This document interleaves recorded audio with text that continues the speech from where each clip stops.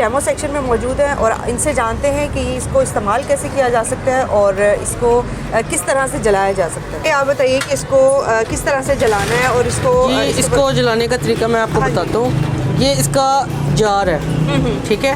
इसमें 850 ग्राम एक टाइम में पैलेट डलते हैं, ठीक है। ये पैलेट है, ये पैलेट है। ये 8 टाइम में तकरीबन इसमें 850 इसमें पैलेट डलते हैं एक टाइम में, ठीक है। उसके बाद आपने क्या करना है, जार के अंदर 850 ग्राम पैलेट डाल के थोड़े से किसी डिब्बी में अपने पैलेट ले लेने हैं, ठीक है। और उसको केरोसिन ऑयल के साथ डिप कर देना है। पहले इन पैलेट्स को अच्छी तरह डिप करके फिर उसमें डालना है जी जार में। ये थोड़े थोड़े से आपने डाल देने हैं इस पर।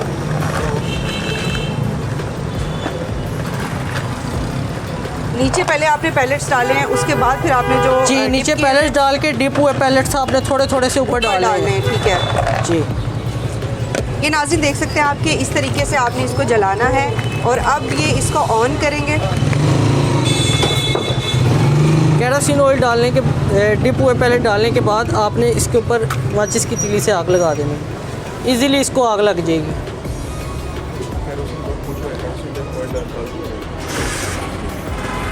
अच्छा, ये जब आप इसमें डिप किए हुए पैलेट्स डालेंगे तो कितनी देर में ये तकरीबन पूरे तरीके से ऑन? ये तकरीबन आपने इसको जब आग लगानी है केरोसिन ऑयल वाले पैलेट डालने के बाद तकरीबन 1 मिनट के बाद आपने इसको पावर बैंक के साथ लगाना है। 1 मिनट के बाद ये इसके साथ एक इन्होंने पावर बैंक अटैच किया हुआ है। अगर आपके पास ये ना हो तो आप इसको मोबाइल चार्जर भी लगा सकते हैं इसके साथ। उसके साथ एक ये नीचे फ़ैन लगाया गया, इसके बारे में बताएं।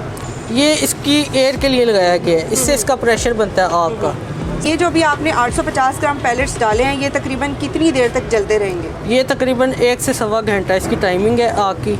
1 से सवा घंटा तक ये चलते रहेंगे। और इससे किसी किस्म का कोई धुआं वगैरह कुछ भी? ना इसका धुआं है, ना इसका कोई लीकेज का ख़तरा है, ना इसका कोई डर है, ना कोई इसकी स्मेल है। माहौल दोस्त चूल्हे हैं ये। इससे बर्तन भी काले नहीं होंगे और इसकी जो प्रेशर है वो भी अच्छा खासा है और इसकी हीट भी बहुत अच्छी खासी है कि आप एक वक्त में आराम से अपने घर का खाना बना सकते हैं। अभी आप हमें क्या करके दिखाएंगे इसके ऊपर? ये 1 मिनट हो गया, अब हम इसके साथ पावर बैंक लगाएंगे। 1 मिनट गुजरने के बाद पावर बैंक जो है कनेक्ट कर दिया गया है। अब इसके ऊपर ये स्टार्ट करेंगे, चाय बनाएंगे और अंडे जो है वो बॉईल करके दिखाएंगे आपको। ये वो चूल्हे हैं उस उतने साइज़ के जो आप के घरेलू इस्तेमाल के लिए आप इनको यूज़ कर सकते हैं। 3 से 4 मिनट बाद तकरीबन पूरी तरह इन पैलेट्स को आग लग जाती है और पूरी तरह से ये जो है वो चूल्हे ऑन हो जाते हैं। उसके बाद से आप इसके ऊपर कुछ भी बनाना स्टार्ट कर सकते हैं।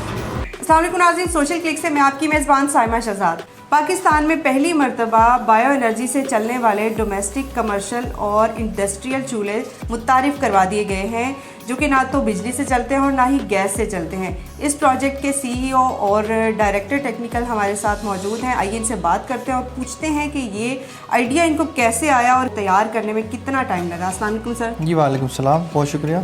सबसे पहले ये बताइएगा, पाकिस्तान में आपने एक न्यू टेक्नोलॉजी जो है वो इंट्रोड्यूस करवाई है, तो ये आइडिया आपको सबसे पहले कब आया था, कितनी देर पहले आया था? बहुत शुक्रिया जी, आपने हमें मौका दिया है। बहुत अच्छा सवाल किया आपने। बेसिकली पाकिस्तान में इस वक्त जो सबसे बड़ा क्राइसिस है वो है एनर्जी का, नंबर 2 पोल्यूशन का, एयर पोल्यूशन का, एनवायरनमेंट पोल्यूशन कह लें। तो हम जब यूनिवर्सिटी में पढ़ रहे थे उस वक्त हमारा प्रोजेक्ट था जिसमें हमने एनवायरनमेंट पे काम करना था। उसी वक्त ही मैंने तैयार कर लिया था कि पाकिस्तान में हमने कोई ऐसी चीज़ बनानी है जिसका अवाम व नास को फ़ायदा हो, हमारे एनवायरनमेंट को फ़ायदा हो, हमारे पाकिस्तान को फ़ायदा हो। तो मेरी मुलाकात इसी असना में मुलाकात हुई रेहान से। तो हम दोनों ने फिर मिलके इस प्रोजेक्ट पे डिस्कस किया, फिर हमने इस पे वर्किंग की क्योंकि रेहान एक्सपर्ट हैं ज़ीरो वेस्ट के। इनका मैकेनिकल का पूरा एक बैकग्राउंड है, इनका एक्सपीरियंस भी बहुत ज़्यादा था। हमने फिर इस पे वर्किंग की और हमने सोचा कि पाकिस्तान के माहौल के मुताबिक और यहाँ की आवाम की, क्योंकि यहाँ गुर्बत ज़्यादा है, बहुत महंगा, यहाँ एक्सपेंसिव चीज़ यहाँ चल नहीं सकती, इसलिए हमने ये जो गैसीफायर टेक्नोलॉजी है, ये गैसिफिकेशन टेक्नोलॉजी के स्टोव जो डिज़ाइन किए वो पाकिस्तान के माहौल के मुताबिक किए, हमारे देहात के मुताबिक किए कि यहाँ पाकिस्तान में ऑलरेडी ख़वातीन बहुत सारे इवन के हमारे मर्द हजरात भी एनवायरनमेंट की वजह से, और ये जो लकड़ी जलती है हमारे चूल्हों में, घरों में, ऐसे ही है। दीवारें काली, बीमारियाँ और इनके सांस के मसाइल, ब्रोंकाइटिस, इस तरह की बीमारियों पे हमारी अक्सर ख़वातीन देहात में मुब्तला है। एक तो वो मसला हल करना था बीमारियों का, दूसरा हमारा टारगेट था कि ये एनर्जी सस्ती हो और उसका जो सोर्स हो वो बिल्कुल फ्री ऑफ कॉस्ट हो। फ्री ऑफ कॉस्ट से मुराद ये कि वो चीज़ जो हम फेंक देते हैं, वेस्ट है जो लकड़ी की, ये हमारी आमतौर पे इस्तेमाल नहीं होती।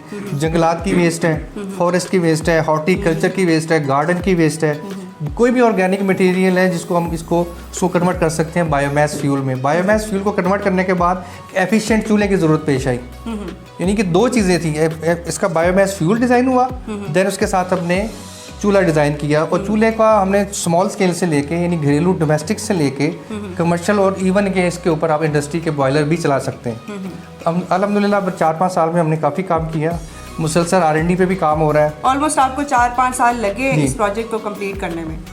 अल्हम्दुलिल्लाह 4 से 5 साल अब हम इस पोजीशन में आ गए हैं कि अब हम पूरे पाकिस्तान में जहाँ जहाँ भी इसकी ज़रूरत है इसकी हम उसको सप्लाई कर रहे हैं। इसमें जो पैलेट्स इस्तेमाल किए जाते हैं वो गार्डन वेस्ट और जितना भी वेस्ट मटेरियल है उससे तैयार जो किए जाते हैं। जो हम चीज़ें अपने कूड़ेदान में और कचरादान में फेंक देते हैं उन चीज़ों से इसके पैलेट्स तैयार किए जाते हैं। सबसे मज़े की बात यह है, इस बारे में मैं रेहान से बात करना चाहूँगी कि रेहान ये बताइए कि इसमें क्या क्या चीज़ें जो है वो इस्तेमाल की गई हैं। जी, इसमें हमने ज़्यादातर जो चीज़ों का इस्तेमाल किया वो है गार्डन वेस्ट, मतलब जो दरख्तों की टहनियाँ जो कटती हैं, जो घास वगैरह कटती है, पत्ते वगैरह कटते हैं। उसके अलावा एग्रीकल्चर वेस्ट है, एग्रीकल्चर वेस्ट जो आपके ये कपास की छटी वगैरह, इन चीज़ों को इस्तेमाल किया है जो स्मोक का बायस बनती है, जो किसान जला देते हैं। जो लोग जब ये कूड़ा भी इकट्ठा करते हैं तो इसकी लैंडफिल साइट पर जाकर इनको जला देते हैं, तो उनको हमने इस्तेमाल किया है और इस्तेमाल करके इसके फ्यूल पैलेट्स बनाए हैं, और उनको एक इको फ्रेंडली तरीके से बनाया भी गया है और इस चूल्हे में जलाया भी गया है। तो जब इनको जलाया जाता है उससे किसी किस्म का धुआं पैदा होता है या स्मेल पैदा होती है? जी, इसको हम स्मोकलेस क्लेम कर रहे हैं। ये स्मोकलेस है, इसमें कोई स्मोक नहीं होता, तो और ना ही इसकी कोई स्मेल होती है। एमिशंस थोड़े बहुत होते हैं लेकिन वो इसकी स्मोक नहीं होगी, ठीक है। इस वजह से ये चूल्हा घरेलू इस्तेमाल के लिए भी बहुत अच्छा है, और ये किचन की आइटम है, इसको आप इस्तेमाल कर सकते हैं। ये इतनी ही पावर हीट दे सकता है जितनी आपको रिक्वायरमेंट है एक आम गैस का चूल्हा जो आपको देता है, ये उतना कुकिंग कर सकता है। यानी कि ये मुकम्मल तौर पर इको फ्रेंडली है और माहौल दोस्त है, बिल्कुल भी आप इसको इजीली घर में इस्तेमाल कर सकते हैं। इसमें आपने कितने साइजेस बनाए हैं और क्या क्या इसके फीचर्स हैं, थोड़ा सा इस बारे में बताएं। जी, इसमें हमारे पास जो डोमेस्टिक हैं उसमें तकरीबन 3 से 4 मॉडल हैं जो घरेलू सतह पे इस्तेमाल होते हैं। मतलब 6 से 7 अफराद का लिए 2-3 किस्म के मॉडल हैं, फिर 15 से 20 अफराद के लिए भी 2-3 किस्म के मॉडल्स मौजूद हैं हमारे पास। इसके बाद हमारे पास आ जाते हैं कमर्शियल में मॉडल्स, जैसे इनके नाम है हमारे पास 3G, 4G, 5G, ये हमारे डोमेस्टिक मॉडल्स हैं। फिर कमर्शियल में C1, C2, C3 इस तरह करके हमारे पास कमर्शियल में मॉडल्स हैं जो तकरीबन 50 अफराद से लेकर 200 अफराद तक का खाना बना सकते हैं। फिर इससे आगे चले जाएँ तो बल्क जो इंडस्ट्री इस्तेमाल करती है इंडस्ट्रियल फेज़ में, वो भी हम बनाते हैं और वो भी हम लोगों को दे रहे हैं। जो लोग अपनी स्टीम की कॉस्ट या किसी भी फैक्ट्री को चलाने के लिए जो फ्यूल की कॉस्ट है उसको नीचे लेके आना चाहते हैं या और माहौल दोस्त काम करना चाहते हैं, तो वहाँ पर हमारे पास इसकी बर्नर से लेकर फ्यूल सप्लाई तक अवेलेबल है। तो सर, आपकी बहुत सारी वीडियोस जो है वो सोशल मीडिया पर अब लोग पसंद कर रहे हैं, डेफिनेटली लोग देखेंगे तो ऑर्डर्स भी करेंगे। ये बताइए, घरेलू ख़वातीन जो इसको घर में इस्तेमाल करना चाहती हैं उनके लिए सेफ्टी मेजर्स क्या होंगे इसके? जी, सेफ्टी मेजर्स की बात करें तो इसमें ये LPG की तरह ख़तरनाक नहीं है या किसी भी गैस की तरह ये लीकेज नहीं हो सकती। इसमें लीकेज का आपको डर नहीं है, और इसकी जो डिज़ाइनिंग है, मैन्युफैक्चरिंग है, उसमें इस चीज़ का ख़ास ख्याल रखा गया है कि घरेलू इस्तेमाल में बच्चों का हाथ ना लग जाए या खातून खाना का हाथ ना लग जाए इस्तेमाल करते हुए। तो उस चीज़ को हमने बड़ा सेफ़ किया। इसमें इंसुलेशन भी होती है, ठीक है। इसकी बॉडी इतनी हीट नहीं होती है कि आप इसको टच नहीं कर सकते हैं, और ये आम चूल्हे की निस्बत भी आप जो समझें या गैस की निस्बत भी समझें तो आप सेफ़ तरीके से इसमें काम कर सकते हैं। तो क्या इसको हम हीटर के तौर पे यूज़ कर सकते हैं? जी नहीं, ये चूल्हा है, ये चूल्हे के तौर पे। क्योंकि ये चीज़ मैं इसलिए बताना चाहती हूँ कि नाज़रीन के माइंड में बहुत सी कन्फ्यूजन होगी जहाँ पे बर्नर का जिक्र आ रहा है, तो लोग फ़ौरन से सोचते हैं कि इसको हीटर के तौर पे भी यूज़ किया जा सकता है कि नहीं, तो ये ज़रा क्लियर कर दें। नहीं, बिल्कुल भी नहीं आप इस्तेमाल कर सकते। ये हीटर के तौर पे ओपन वेंटिलेटेड एरिया तो इस्तेमाल कर सकते हैं। बंद कमरे में इसको एज अ हीटर इस्तेमाल नहीं किचन में कर सकते, किचन में इस्तेमाल कर सकते हैं। किचन में आपका ये कुकिंग करता है, किचन में एग्जॉस्ट की ऑप्शन अवेलेबल होती है।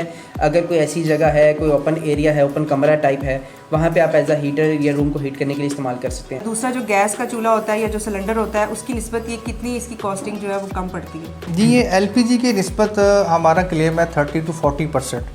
हकीकत में इससे ज़्यादा इसकी बचत होती है, क्योंकि प्राइजेस कंपैरेटिव स्टडीज़ की जाती हैं जब रेट्स की बात आती है जब, तो उसमें ये है कि एलपीजी के रेट भी बढ़ रहे हैं, तो हमारा एलपीजी की निस्बत 40% तक तो ये डोमेस्टिक में बचाता है। कमर्शियल में ये 45% तक जा सकता है। तो इवन इंडस्ट्री में जाएँ, जो कि इस पर हम अब जा रहे हैं, उसमें अगर हमारा बनाया हुआ इंडस्ट्रियल गैसीफायर बर्नर इस्तेमाल किया जाए और हमारा डिज़ाइन किया हुआ फ्यूल इस्तेमाल किया जाए, तो अप टू 50% तक हमने लोगों को सेविंग्स दी हैं अल्हम्दुलिल्लाह। तो उसमें असल चीज़ वही बात आ गई कि ये माहौल दोस्त है, एनवायरनमेंट फ्रेंडली है, स्मॉग का मसला हल करता है, हमारी जो एग्रीकल्चर वेस्ट जला दी जाती है जिसकी वजह से हमारे माहौल को और आलूदा किया जाता है, उसको भी हल करता है, ये इकॉनमी को भी बेहतर करता है। और हमारा फॉसिल फ्यूल के ऊपर जो बहुत सारा हमारा डिपेंडेंसी है, हमारा जो बिल है, डॉलर्स में हम पेमेंट करते हैं, बाहर से ऑयल मंगवाते हैं, हमारे मुल्क का ज़र मुबादला बाहर जाता है, इससे भी हमारी बचत होगी इंशाल्लाह, अगर इस पर गवर्नमेंट इस सतह पे सोचे तो। ये बताइए कि जो पैलेट्स इस्तेमाल होते हैं उनकी जो प्रोडक्शन है वो भी आपके पास ही होती है? जी, हम प्रोडक्शन मेनली हम खुद कर रहे हैं। अब हम आहिस्ता आहिस्ता इसको मुख्तलिफ सूबों में, मुख्तलिफ जगहों पे, मुख्तलिफ जॉइंट वेंचर्स के थ्रू इसकी प्रोडक्शन को बढ़ा रहे हैं। जाहिर बात है जैसे जैसे इसकी डिमांड बढ़ेगी, जो कि अब 2021 चल रहा है, 2017 में लोगों को अभी इंट्रोडक्शन हुआ था, 18 में अवेयरनेस ज़्यादा हुई, फिर हमने 19 में हमारी पहली वीडियोज़ आई, हमने पूरे पाकिस्तान में एक चीज़ को फैला दिया। उसके बाद छोटे छोटे लोगों ने यूनिट्स लगा लिए हैं, हमारे इस चूल्हे को कॉपी करने वाले भी लोग मौजूद हैं। हमें उनसे कोई गिला शिकवा नहीं है, सिर्फ गिला ये है कि इसकी सेफ्टी मेजर्स का ख्याल रखें। आवाम को चूल्हा ज़रूर मिलना चाहिए, सेफ्टी मेजर्स को पहले मद्देनज़र रखें। सेफ्टी के लिए ज़ाहिर बात है कि चूल्हे की कीमत थोड़ी सी बढ़ जाती है, हम कोशिश करते हैं कि अपने चूल्हे को उस मयार पे कायम रखें और फ्यूल को भी इतना एफिशिएंट बनाएं कि आउटपुट निकले। बाज़ का लोग कुछ हमें क्लेम करते हैं जी आप का फ्यूल सस्ता भी मिल रहा है, लेकिन सस्ता का मसला ये नहीं है, उसमें रॉ मटेरियल का इशू आ जाएगा, आउटपुट कब निकलेगी, और इसके साथ एनवायरमेंटल इश्यूज आ सकते हैं। ये डिज़ाइन हुआ है ख़ास तरकीब के तहत, ख़ास टेक्नोलॉजी के तहत, ये एक ख़ास मुरक्कब है, ख़ास फार्मूला है, उसके तहत ये पैलेट बनता है। अगर उस पैलेट उस फार्मूले से हटेंगे तो एनवायरमेंटल फ्रेंडली नहीं रहेगा। यानी अगर किसी ने यूज़ करना है तो उनके पैलेट्स की भी जो परचेजिंग है वो आपसे ही नहीं, हमसे करें, लेकिन क्वालिटी, कहने का मकसद ये है कि जो क्वालिटी है उसको मेंटेन जो बंदा करता है उससे लें। आप क्वालिटी प्रोडक्ट लें, थोड़े से महंगे ज़रूर होंगे, लेकिन ये कि इंशाल्लाह उससे आपको लॉन्ग टर्म में फ़ायदा होगा। तो अभी ये आप पाकिस्तान के कौन कौन से शहरों में और कितने शहरों में इसकी प्रोडक्शन आप दे रहे हैं?